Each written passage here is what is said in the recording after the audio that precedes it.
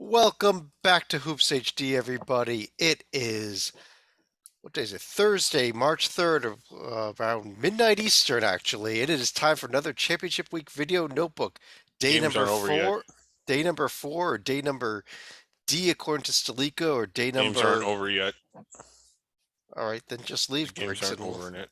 Well, I would, but I'm locked in a damn bunker. He Well, is shouldn't you locked in have the. your lights out by now?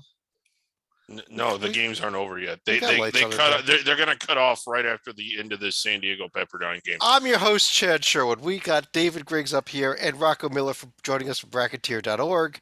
Down below, we got John Sleeka and David Dorman. We've got a lot to get to here. We're going to be reviewing and all the conference tournament games from the day, previewing all the games coming tomorrow. But before that, a little bit of news and notes. I thought some stuff away from the conference tournament, some notable results from beginning late last night actually.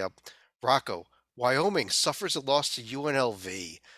And are the Cowboys in a little trouble here? Yeah, I think they are. I mean, they've I think in Wyoming's defense, they got dealt a very difficult hand. If you look at their schedule, they've had to play 4 games in the last 7 days, and that was due to a couple of these being makeup games, and they weren't exactly walks in the park. It was Colorado State, Nevada, San Diego State, and then UNLV, who's also on fire. So for the Pokes, I give them credit. They haven't been blown out by anybody except Arizona way back when, and these games have all been real battles. But they fell short in 3 out of the 4, and now they've slipped all the way down to a net of 47.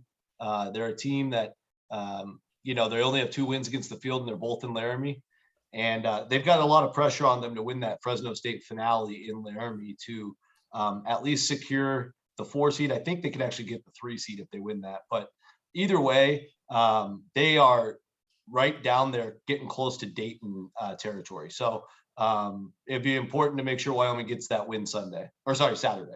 Yeah, Saturday against Fresno State. A couple Mhm. of notable games from tonight. Uh, I guess we should start Griggs with Ohio State. Blew out Michigan State. I guess Michigan State tried to make a run late, but I think it was 11-0 before everyone even turned the game on. Yeah, and given that Ohio State had slipped up not once but twice to teams that are nowhere near the field, it was sort of a healthy win from them. And Michigan State continues to kind of tailspin, but this is we've seen this from Michigan State before. So they'll get into the tournament as a 10 seed and go to the Final Four.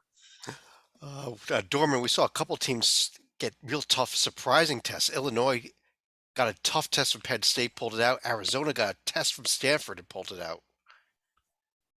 Yes, neither played their A game. Illinois was actually in doubt with about 2 minutes to go. They got a few big rebounds and a stop, but Illinois was definitely on the verge of taking a bad home loss. Stanford played well tonight. Stanford hit some big shots in the first half. Arizona went ice cold for about 6-7 minutes in the first half. But then Arizona pulled away in the second half to win comfortably. And the 1 seed is looking really good right now for Arizona. The couple other notable games here.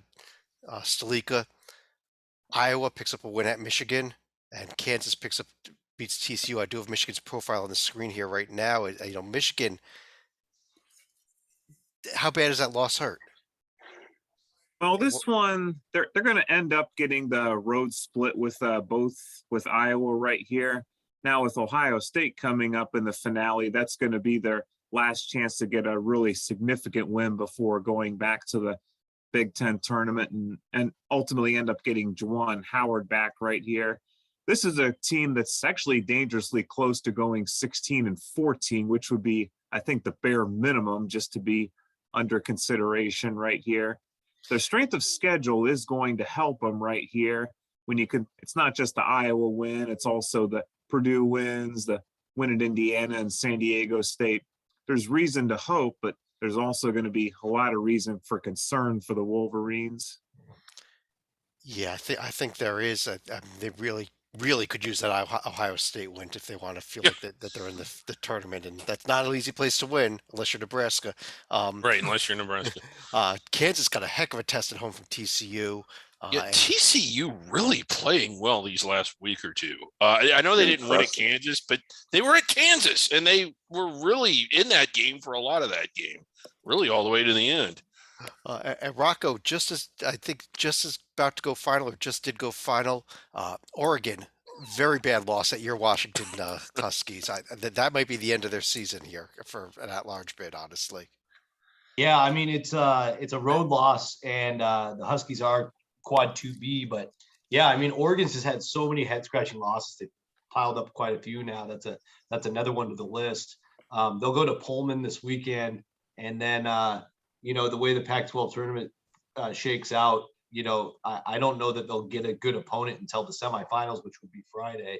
And Oregon's just all over the place. Like one night they look amazing, the next night they look completely lost.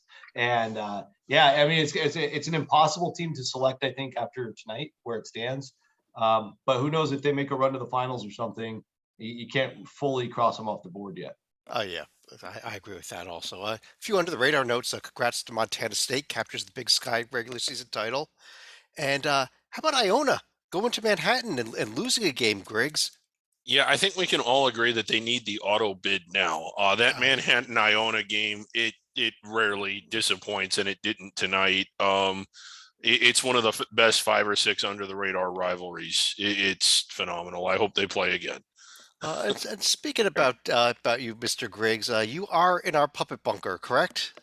Yes, yes, but I'll be leaving it tonight because of what we agreed upon earlier. Well, actually, I just want to give a little everybody heads up here because I made a beautiful look at this beautiful plate of fried Oh, that chicken. looks with all great. the Well, yeah, sides I'll tonight. be Wow. eating that because when I you're in leave there. here. Now, unfortunately, Greg, since you're in the bunker and nobody can get in there either, at least not with this good food. I ate this, but I got you some fried chicken here. It's okay. That's Oh. no, Chad, I'm leaving the bunker. It doesn't help me at all. Food. Like Puppet bunker it food. does nothing to enhance my genius and expertise being locked in here. Let's see if I can get this screen to work. Here we go. Let's get to the conference tournament games. Let's start with the Sun Belt, which was had a heck Amazing. of a day today. This was it was the Fun Belt today. Salika, let me start with you. The very first game here, Louisiana and Texas Arlington. Louisiana had a lead, but Arlington came storming back late. Yeah, this would be a chance right here for Arlington. Well, it was a chance for Arlington to sneak out of the blue right here, but unfortunately, they're going to miss out on the chance to meet their rival Texas State right here. Yeah, and then we followed that up with a heck of a game, Dorman, between South Alabama and Little Rock that ended up being another 12-5 upset, the second we've already seen this championship week. It was a great game. It was tight the whole way. Little Rock pulled it out. Last night, I thought South Alabama, the winner of the South Alabama-Troy game, was my pick to win it all. South Alabama doesn't get out of the first round. Little Rock now moves on to play Troy on Saturday in the quarters. Hey, Rocco, I got to ask you, we called them the Little Roccos, obviously. Little Roccos. And how about that freshman, Jordan Jefferson, 24 points for this team that got blown out by South Alabama just a couple weeks ago. Yeah, I mean, tremendous performance for him. I think the big news here is that Nikola Maric came back the last game of the season. Hasn't been 100% effective himself, but he does a lot to distract the opposing defense, and that frees up guys like Jefferson to go off and get better looks. I mean, Jefferson had 8 threes today. That's all of his points, right? 8 for 9. So yeah, so I think when you have Maric is one of the best bigs in the league. 6'10" guy and very experienced. It just frees everything up for everybody else. And most of the conference season, Little Rock was buried because they could focus on the guards and they were just a way smaller team. And I think they've got a chance to maybe even knock off Troy the way they played today. It would not shock me. They played incredible. Griggs, the bottom 2 games were not quite as close this evening. Beginning with games. Arkansas State over ULM and then Georgia Southern holding off Coastal Carolina. Yeah, Upsetting Coastal Carolina, actually. Yeah. So that one was kind of a surprise. Louisiana Monroe really stuck with Arkansas State, had a chance to beat them. So teams that were kind of just sort of anemic all year long coming to life in the opening round, and the Little Roccos and Monroe, but Arkansas State moving on. Now tomorrow, or not tomorrow, Saturday, excuse me. I'm expecting a very chalky day, because one thing that we've seen from this conference all year, it's that the chalk has always held from week to week. That has been the exact opposite. We would call this conference chaos all season. At this point, I would not be surprised to see Georgia Southern and Little Rock in the title game. I wouldn't. That's how this, and it would be perfect for the way this conference has been. Yeah. Let's jump over to the Horizon League, which was in the quarterfinal round today, and Rocco. I think there was one good game here, maybe of the entire four of them, and then that was a blowout in the first half. It got close in the second. Right. Yeah. I mean, I think we were a little spoiled last year. All four of the quarterfinals were epic and memorable. Had that wild Wisconsin-Milwaukee upset in the game against Wright State last year. And so I think a little irrationally, a lot of fans out there expected big things from today's games. But, the teams that got through, I'm not very surprised. I was a little surprised Robert Morris didn't put up a bigger fight, mainly because, Andy O'Toole. Well, yeah, I mean, Andrew Toole, he's been such a good postseason coach.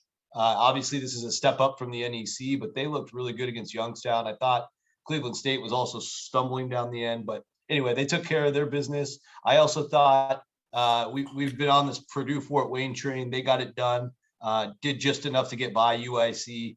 Northern Kentucky dominating. Little bit of a surprise, I guess, that it wasn't closer.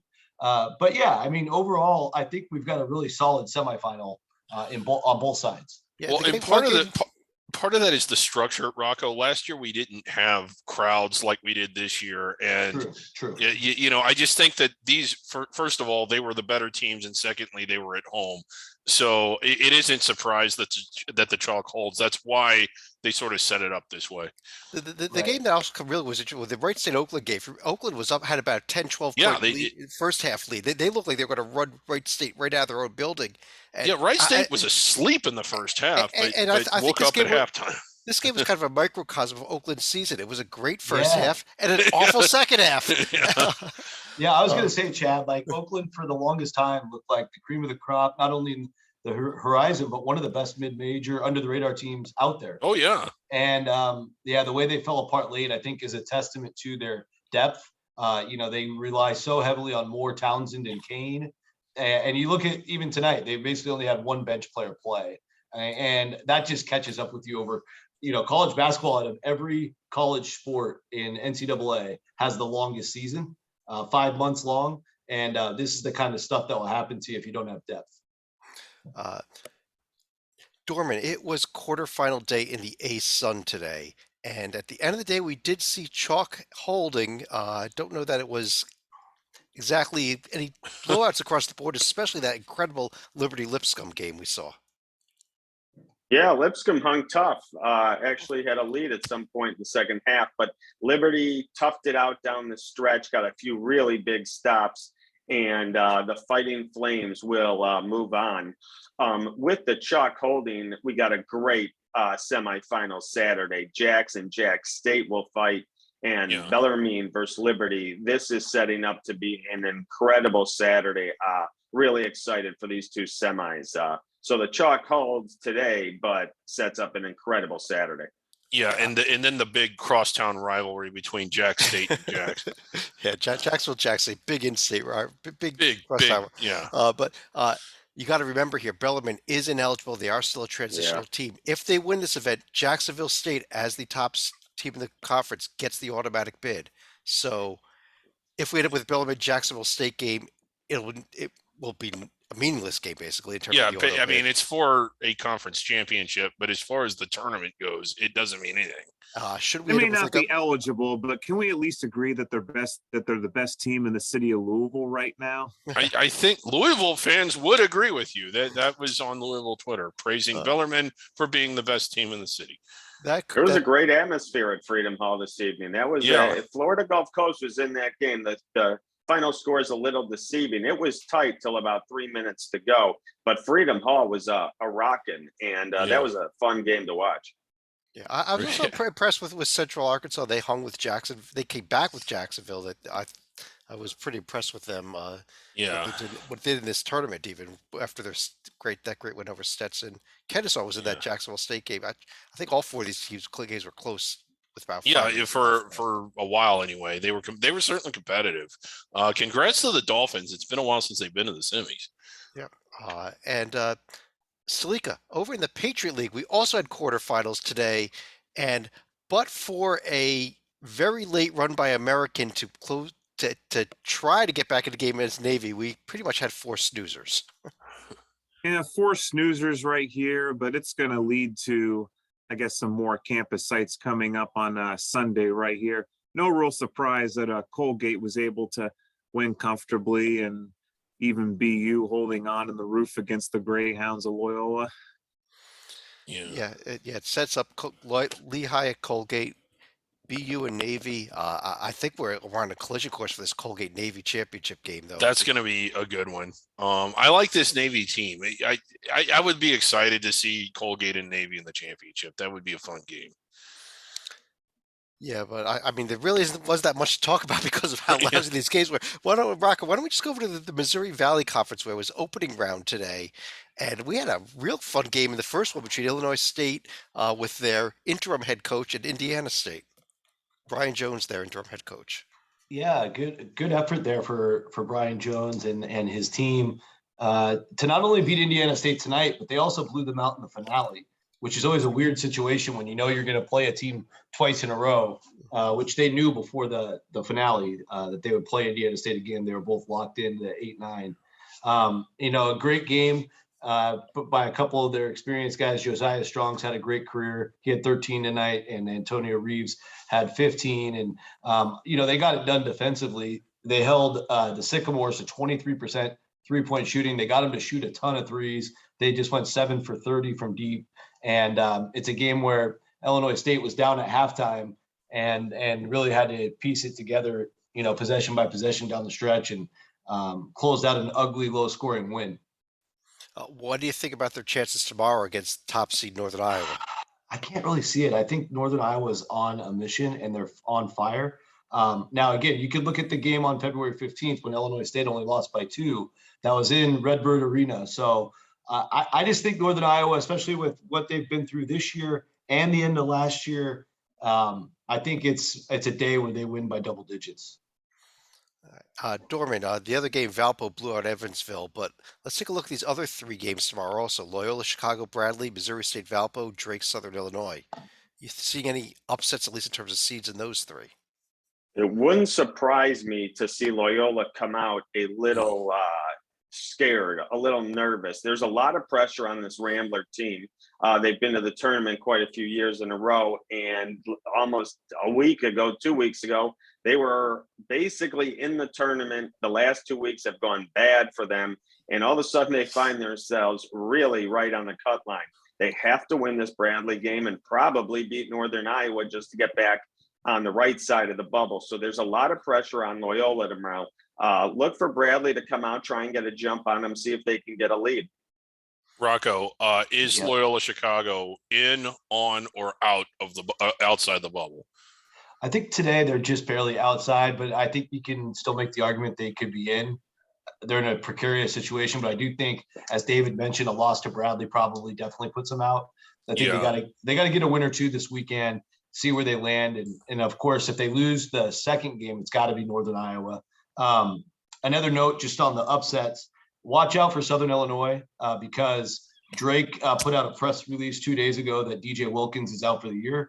And this will be a big adjustment for Drake to come into the tournament without one of their stars.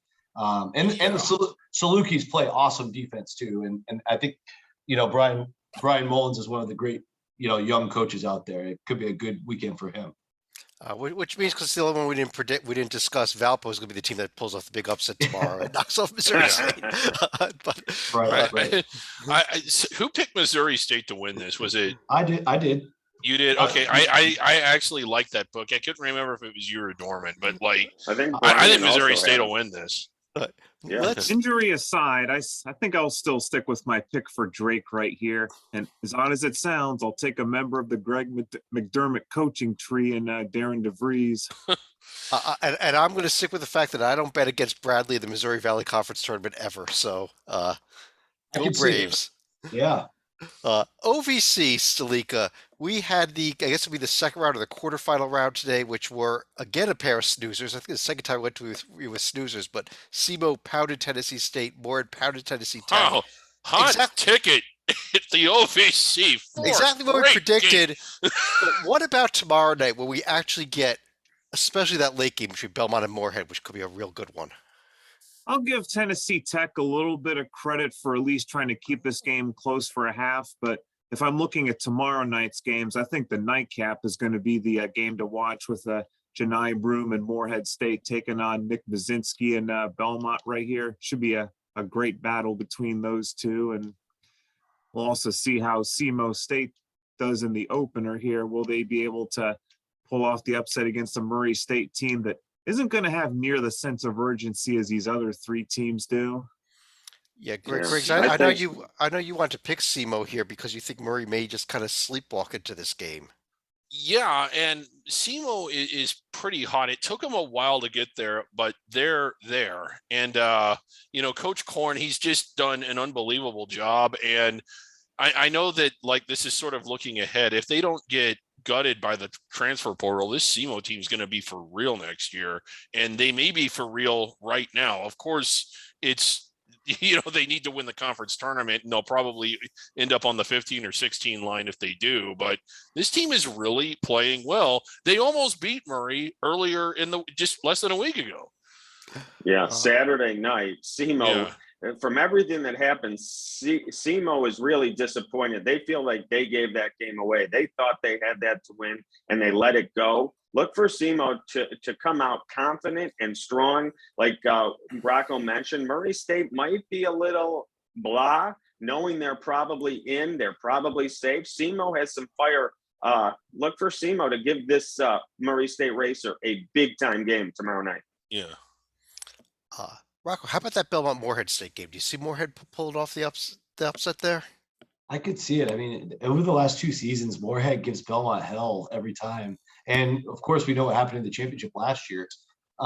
They split this year, I believe. So it's a game Moorhead State will be confident in. And I think Belmont, their emotional roller coaster this year is on the downward track after getting thumped by Murray again late last Thursday.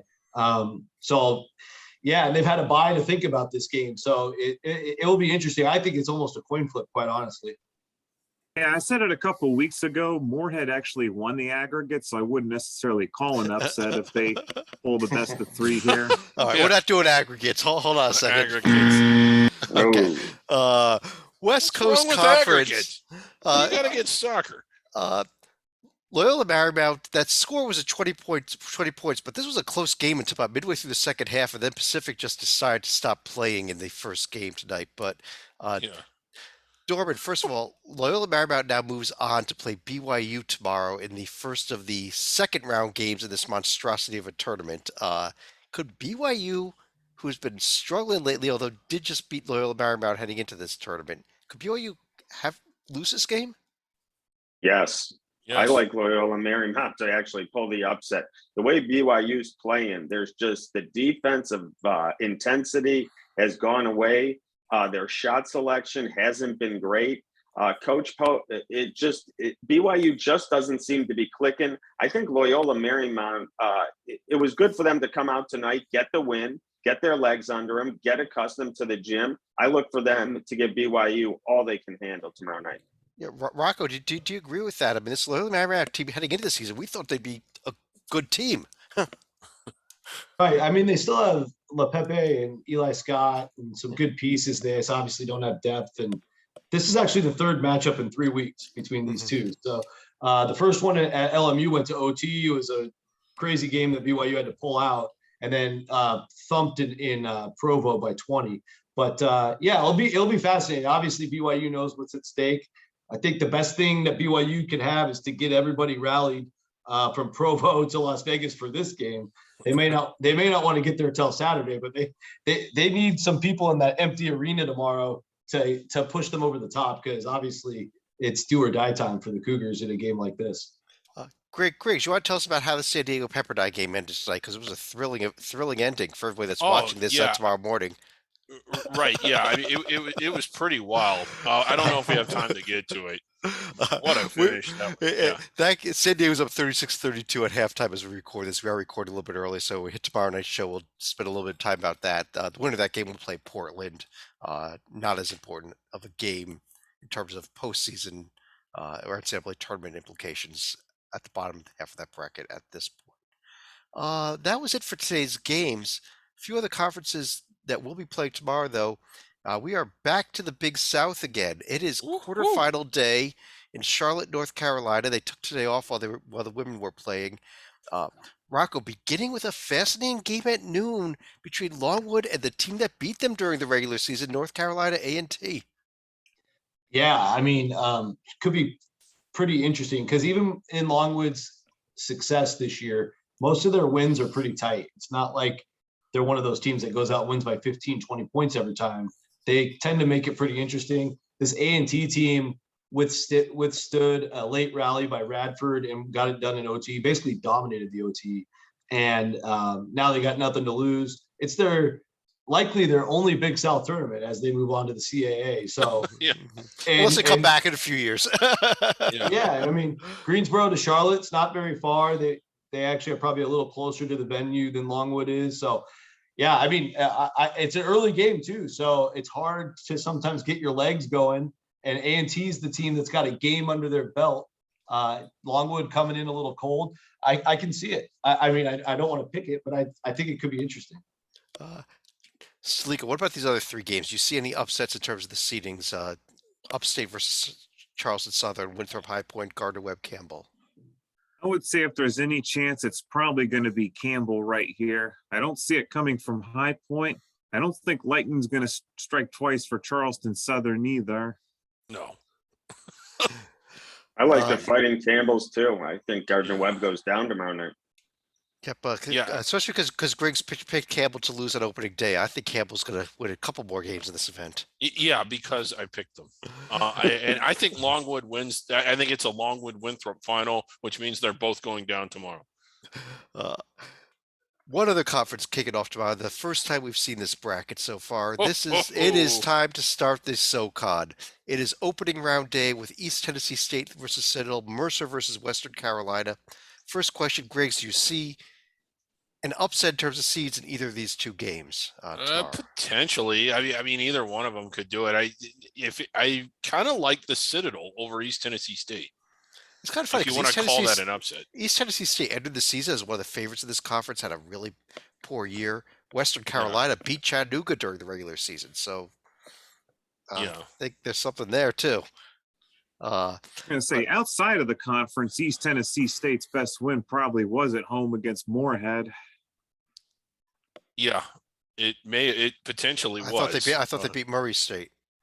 They beat Murray. Yeah, they beat. Okay. Oh, they did. Okay. I think that's a little better than beating Moorhead. It's a lot Just a better. bit. And Furman had that big win over Louisville. Yeah, that aged so well. Yeah. Let's go. I want to go through each of you here. This is the first time we looked at the SOCON. Who do you think is going to win this event, Dorman? Chattanooga, and they're dangerous to win a game in the NCAA tournament as well. Rocco, you agree with him, especially if the Nuga had a few puzzling losses during the season. I definitely agree with him on the second point. I think if they can get through this tournament, they are a dangerous team to win a game. They're built to upset a 4 or 5 seed in the NCAAs. My bigger concern is getting out of this bracket. I think Wofford and VMI both present different types of challenges for Chattanooga. They proved that during the season, whichever team they get there. I do feel confident in their first game.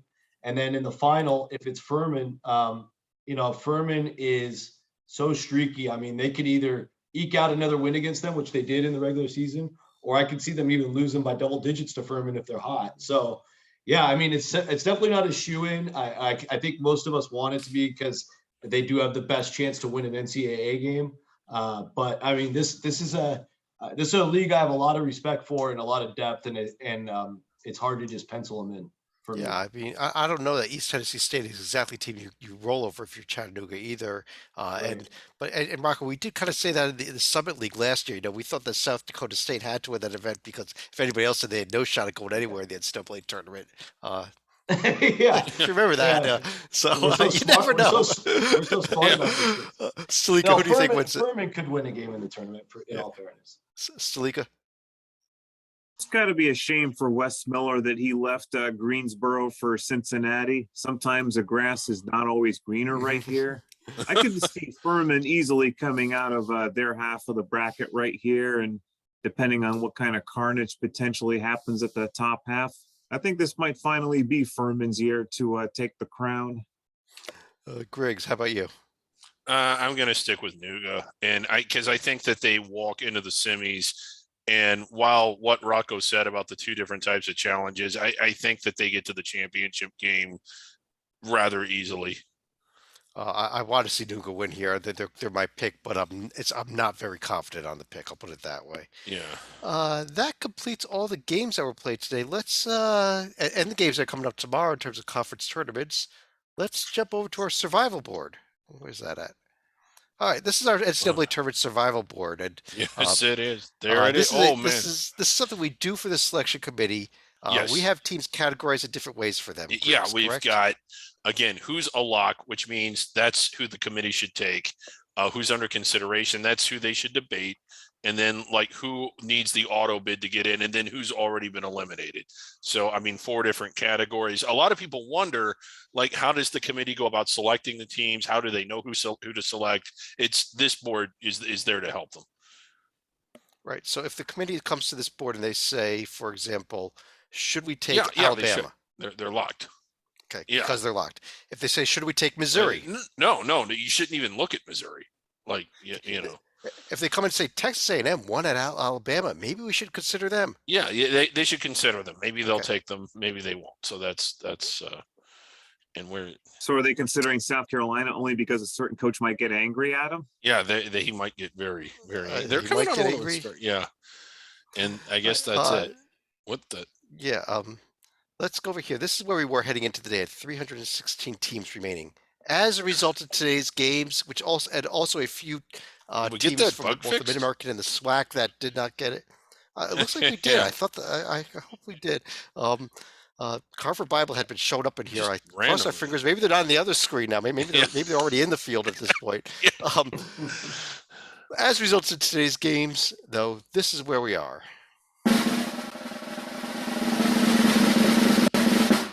292 teams left. Big jump today. Yeah. Under 300. Under 300. It'll actually be down to 291 by the end of the night. The loser of this West Coast Conference game that's going on right now will fall off as well. So tomorrow night's show will be down to 291.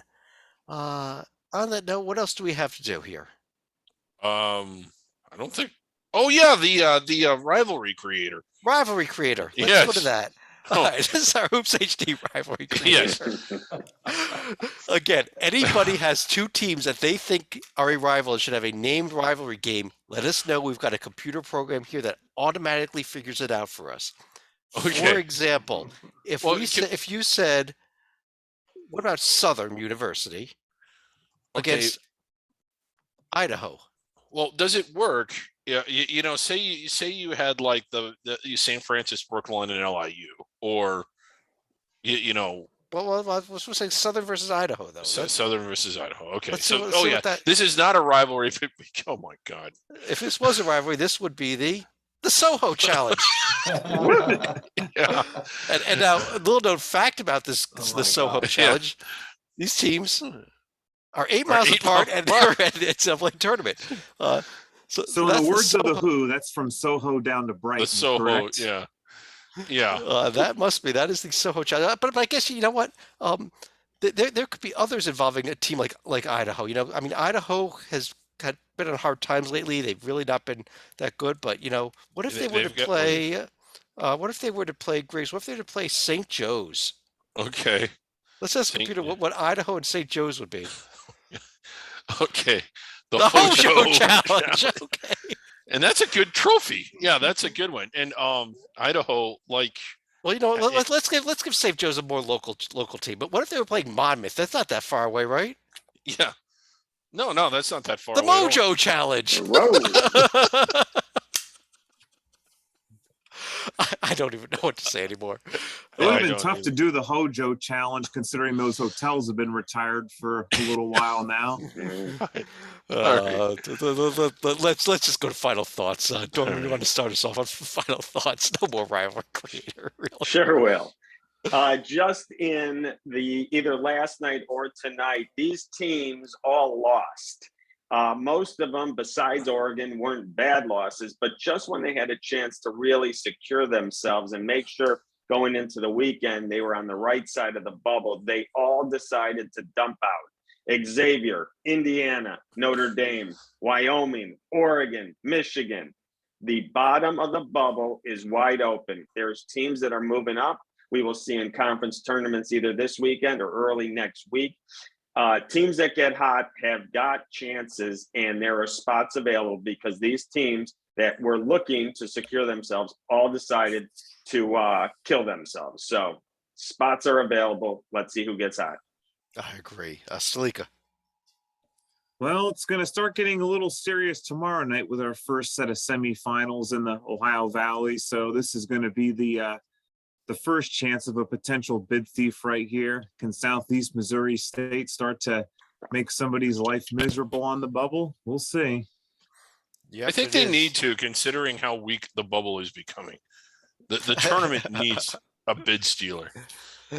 Rocco. Yeah, another game going on tomorrow we haven't touched on yet because it's not part of a tournament is the Toledo Rockets will be hosting Bowling Green with the opportunity to do something that they've never done in school history. That would be win back-to-back outright titles in the MAC. They've won a share of 3 straight back between 78 and 81, but this will be the first time they can go back-to-back outright ever. And a great, dangerous team behind super sophomore Ryan Rollins with great pieces around him. Ray J. Dennis, a transfer from Boise State, JT Shoemate still there, and Cedric Milner Jr., a dangerous quad group of 4 lethal shooters and scorers. And, I'm kind of hoping they can pull it off because they've had a great run here. And also at the end of tomorrow night, we will have a MAC bracket because it is the final day of MAC play. Looking forward to that as well. Oh, yeah. Yeah, actually, in fact, you could check out all those conference tournament brackets up top there. We just added in the MEAC and I think it was the America East went up today as well.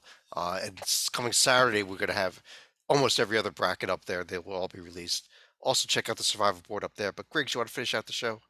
Yeah, Chad, you're rarely right about anything. I mean, everything you say, especially when you disagree with me, it's just completely wrong. Go ahead. But you Griggs, were right about something today. Okay, of course. Yes, as you observed, all these conference tournaments that are at campus sites all tip at the same time. I think we had 22 games tip at 7 p.m. tonight. They need to do a better job of staggering the start times. That's you know what?